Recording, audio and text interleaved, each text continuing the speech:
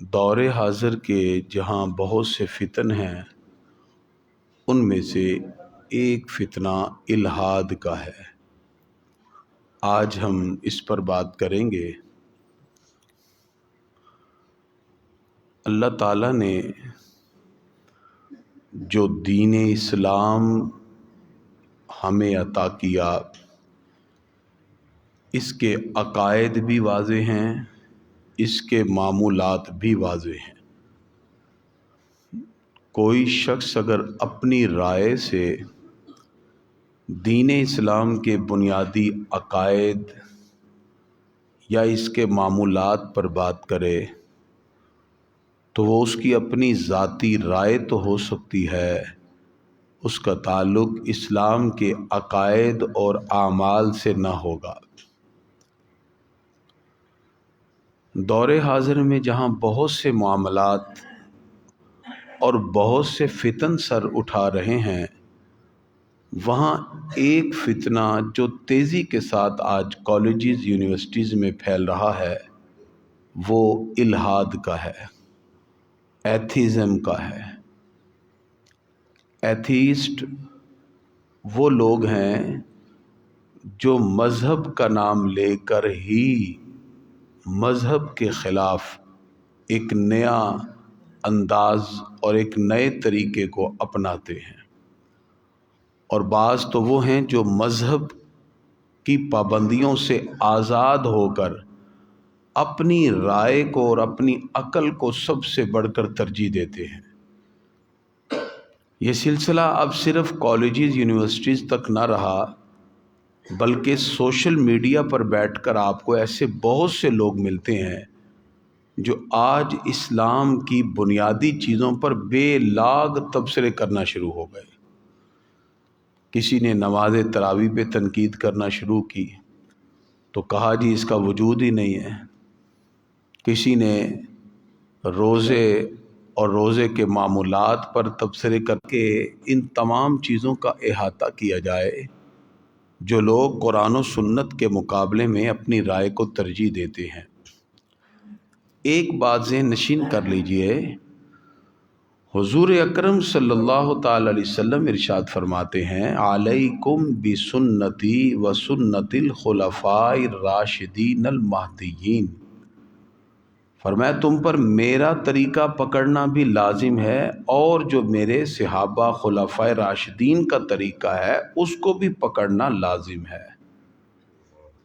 دین اسلام محض مفروضات سے نہیں بنا، مفروضات سے کبھی بھی قطعی مسائل حل نہیں ہوتے۔ ان لوگوں نے دین اسلام کے مقابلے میں اپنے مفروضات گھڑ رکھے ہیں۔ مثلا ایک ایسے شخص سے جب میری بات ہوئی تو وہ اسلام کی سزاؤں کے اوپر تبصرہ کر رہا ہے اپنے ایک انداز میں۔ ظاہری بات ہے، سزاؤں کا قانون اس لیے بنایا جاتا ہے تاکہ جرائم نہ کیے جائیں۔ جب یہ قانون ہوگا کہ قتل کا بدلہ قتل ہے تو کوئی قتل نہیں کرے گا۔ اگر چوری پر ہاتھ کاٹنے کا اسلام نے تصور دیا ہے تو اس کا مقصد یہ ہے کہ کوئی چوری نہیں کرے گا۔ اس کو اسلام کی سختی کہہ کے نعوذ باللہ اسلام کے بنیادی اصول، لمیٹیشن اور اسلام کی جو حدود ہیں ان کے اوپر بے لاگ تبصرے کرنا، اس کا مطلب سوائے خبث باطن کے اور کچھ نہیں۔ اور یہ لوگ اسی طرح اسلام کے حوالے سے کوئی نہ کوئی اس طرح کی بات نکال کر پھر اس پہ تبصرہ کرتے ہیں۔ مثلا ایک کرنل صاحب کی مجھے کال آئی اسلام آباد سے، وہ کہتے ہیں کہ کریمی صاحب میں آج کل ایک ریسرچ کر رہا ہوں، میرا ٹاپک یہ ہے کہ اگر نکاح کے وقت 2 گواہ شرط ہیں تو طلاق کے لیے بھی 2 گواہ شرط ہونے چاہیے، لہذا میں اس پہ ریسرچ کر رہا ہوں۔ میں نے کہا سر آپ کیسے اس پہ سرچ کر سکتے ہیں؟ جس چیز کو اللہ اس کے رسول نے مقید نہیں کیا، آپ اس کو مقید کیسے کر سکتے ہیں؟ یعنی جو بندہ اب طلاق دینے لگا پہلے بھاگ کے باہر جائے، 2 گواہ پکڑ کے لائے، پھر اس کو کھڑا کرے، پھر کہ جی اب میں طلاق دیتا ہوں۔ یہ آپ کو میں نے کہا کس نے کہا جی؟ ریسرچ اور تحقیق تو ان چیزوں پر ہوتی ہے جو اللہ اس کے رسول نے مقرر کر دی ہے، ان مقرر کردہ قوانین کی حکمتیں تلاش کرنے کے لیے آپ اس پہ تحقیق کر سکتے ہیں۔ حضور صلی اللہ علیہ وسلم کے فرامین میں جو روحانیت کے آثار پوشیدہ ہیں، جو اس کے اندر حکمتیں پوشیدہ ہیں، آپ اس پر تو تحقیق کر سکتے ہیں، لیکن جس چیز کی بنیاد اسلام نے رکھی نہیں تو آپ اسلام کا نام لے کر اس کی ایک تحقیق اور ریسرچ کی نئی طرح نکال رہے ہیں، یہ تو درست اور جائز ہی نہیں، کیونکہ یہ تو اسلام کے بنیادی اصول سے ہی ہٹ کر ہے۔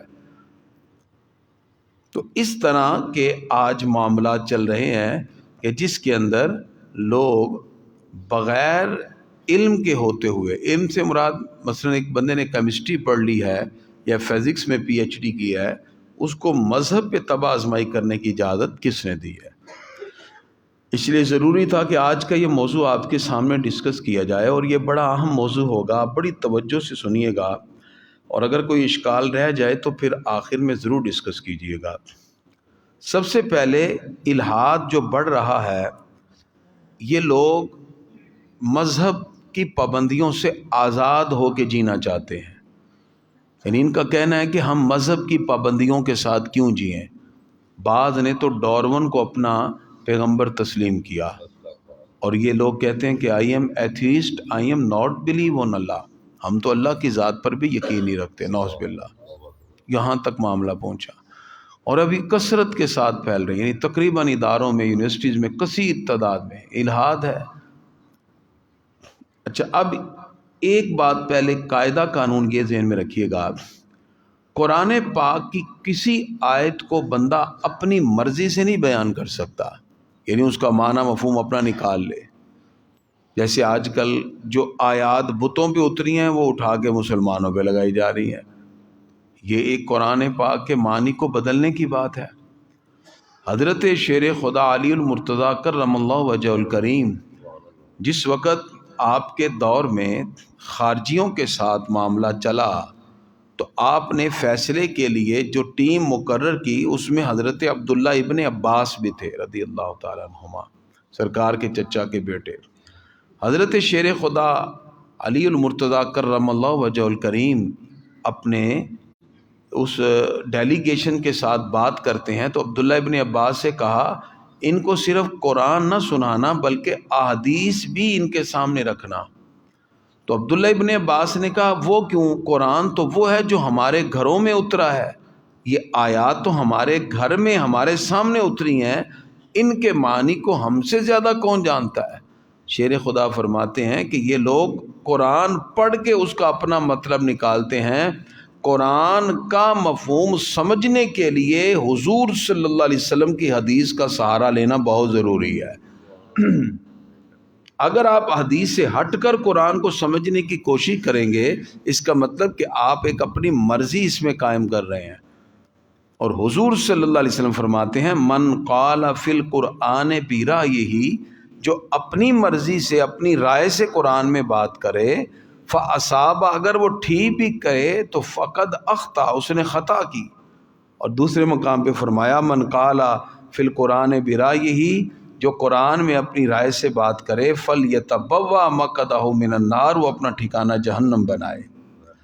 یعنی قرآن مجید کی آیات کو ہم اپنی مرضی اور اپنے معنی کے ساتھ بیان قطعاً نہیں کر سکتے۔ تو اسی وجہ سے جب ہم قرآن مجید فرقان حمید کے معنی کو اپنی مرضی سے بیان نہیں کر سکتے، قرآن ایک ایسی تھیوریٹیکل سٹڈی ہے جس کی پریکٹیکل پرفارمنس ہمیں حضور صلی اللہ علیہ وسلم کی ذات سے ملتی ہے، تو پھر اس سے ہٹ کر اگر کوئی شخص ایسا عمل کرے تو وہ بات صرف اپنے طور پہ کر رہا ہے، اس کی بات کی کوئی ویلیو نہیں، اس لیے کہ وہ قرآن کے مطلب کو اپنی طرف سے اپنے مفہوم کے اعتبار سے لے رہا ہے جو اس کے سمجھ میں آیا۔ آج جس تیزی کے ساتھ یہ فتنہ الحاد کا بڑھ رہا ہے، اس میں ایک تو وہ گروہ ہے جو مذہب کا نام لے کر ہی مذہب کے خلاف چل رہا ہے۔ یہ لوگ سوشل میڈیا پہ کثیر ہیں، آپ کو ایک مذہبی لبادہ اوڑھ کے دکھائی دیں گے، اور مذہب کے نام سے انہوں نے اپنا سوشل میڈیا میں ڈیفرنٹ چینلز بنا رکھے ہیں، لیکن یہی لوگ ہیں جو کبھی اولیاء کرام کے بارے میں ان کے خلاف بولتے ہیں، کبھی تصوف پہ اعتراض کرتے ہیں، کبھی اللہ کے ولیوں پہ اعتراض کرتے ہیں، حالانکہ اسلام کا لبادہ اوڑھ رکھا ہے، سامنے بخاری شریف کھول رکھی ہے، قرآن ان کے ہاتھ میں ہوتا ہے، اور یہ اپنی من مرضی کی تعویلات کر کے لوگوں کو گمراہ کر رہے ہیں۔ اس لیے ہم نے پچھلے کوئی 3-4 پروگرام الگ الگ سے کیے تھے ایسے ہی لوگوں کے بارے میں، جن میں ہم نے واضح طور پہ کہا تھا کہ ایسے پلمبروں کو نلکے اور ٹوٹیاں کھولنی چاہیے، ان کو قرآن پہ تباہ آزمائی کی کس نے اجازت دی ہے؟ اس کا مطلب کہ قرآن پاک پر تباہ آزمائی کے لیے ہر بندہ نہیں ہے کہ جو مرضی اپنی زبان سے نکالتا جائے۔ تو یہ ایک لبادہ مذہب کا اوڑھ کر یہ لوگ میدان میں آئے، ظاہری بات ہے ان کو تصوف کے الف بے کا نہیں پتا، تو ابتدائی جب روحانیت کو یہ جانتے نہیں ہیں، ان کو کیا پتا کہ روحانیت کا کیا مقام و مرتبہ ہوتا ہے، اولیاء کرام کی کرامت کی کیا عظمت ہوتی ہے۔ ظاہری بات ہے یہ اس مقام کے مسافر ہی نہیں ہے، اور یہ اصل میں دشمنان اسلام کی اتنی بڑی سازش ہے جنہوں نے اسلامی عقائد اور اسلامی اعمال پر فتنوں کی ایک شورش برپا کر رکھی ہے، اور مسلمان کے عقائد اور افکار کو ڈاواڈول کرنے کے لیے بالخصوص نوجوان نسل کو جو میڈیکل کے اسٹوڈنٹ ہیں ان کو ایکسپیریمنٹ کے بعد ڈفرنٹ انداز میں اسلام سے دور کرنے کی بات کی جاتی ہے۔ اب ظاہری بات ہے ہم نے تو دونوں انداز میں دین بھی پڑھا ہوا ہے، دنیا کو بھی پڑھا ہوا ہے۔ مجھے ایک جگہ لیکچر ڈیلیور کرتے ہوئے ایک اسٹوڈنٹ نے کہا کہ سر سائنس اسلام میں تو نہیں ہے۔ میں نے کہا جی کیوں نہیں ہے؟ اسلام تو اس کو تسلیم کرتا ہے، صرف فرق یہ ہے اسلام کہتا ہے کہ جب آپ کسی چیز پر کریشن پر ایکسپیریمنٹ کرتے ہیں تو اس کریشن کے ایکسپیریمنٹ سے اس کریٹر تک پہنچا جاتا ہے، اس تخلیق سے اس خالق تک پہنچا جاتا ہے۔